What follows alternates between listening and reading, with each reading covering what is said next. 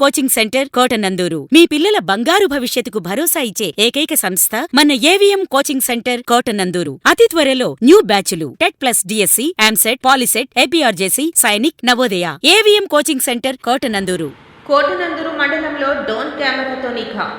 కాకినాడ జిల్లా ఎస్పీ బిందు మాధవ్ ఆదేశాల మేరకు పెద్దపురం డీఎస్పీ శ్రీహరిరాజు పర్యవేక్షణలో Tuni rural circle inspector G Chennakesavarao మార్గదర్శనంలో Kotanandur police station SI T Ramakrishna మరియు సిబ్బంది ఆధ్వర్యంలో కోటనందూరు గ్రామ సెంటర్ నందు డ్రోన్ కెమెరా సాయంతో పహారా నిర్వహించారు.